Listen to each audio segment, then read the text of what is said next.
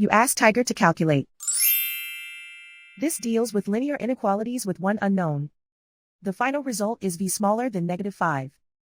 Let's solve it step by step. Isolate the v. Divide both sides by 9.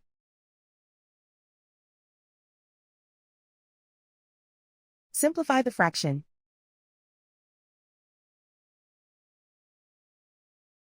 Find the greatest common factor of the numerator and denominator.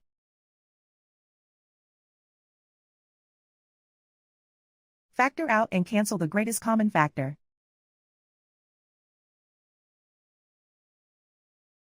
Plot the solution on a coordinate grid. And so the final result is v smaller than -5.